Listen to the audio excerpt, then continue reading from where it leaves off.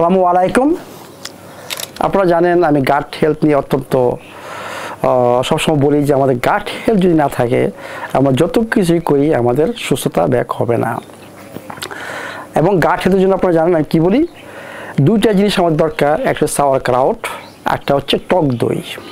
এই যে ন্যাচারাল গ্রাস, আপনারা এখন জানেন যে এইখানে কোনো কিছু আর্টিফিশিয়াল কোনো কিছু ইউজ করা হয় না, মানে এইখানকার গ্রাস খেয়ে রোদ্রে যে গরু হেঁটে যে দুধটা আসতেছে সেই দুধটা থেকে এই টক দইটা তৈরি করা হয়েছে। তো আসুন দেখি, ট্রাই করি।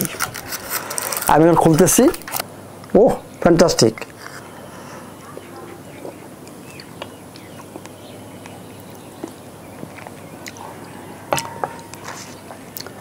Really very good test.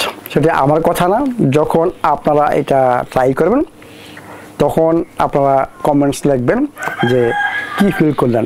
আমি জন্য বলতেছি যে ফ্যান্টাস্টিক। তো ইম্পর্টেন্ট হচ্ছে, আমি জানেন টক দই তৈরি করার পদ্ধতি আপনারা জানেন, আমি ভিডিও করেছি যে আমাদের ফ্রেশ দুধ হতে হবে। ওইটাকে কোনো হিটিং প্রসেসে নেওয়া যাবে না, ওই ফ্রেশ দুধ থেকেই আপনার তৈরি করতে হবে, কোনো কিছু অ্যাড না করে।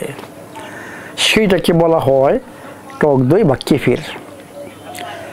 ওইটার মধ্যে প্রচুর পরিমাণে এনজাইম রয়ে গেছে, যে এনজাইম আমাদের হজম শক্তির জন্য, ডাইজেশন বা অ্যাবজর্পশনের জন্য অত্যন্ত ইম্পর্ট্যান্ট।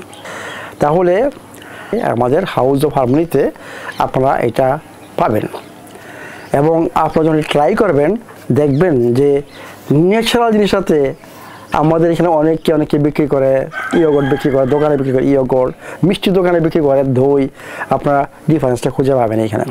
ভালো থাকুন, সুস্থ থাকুন।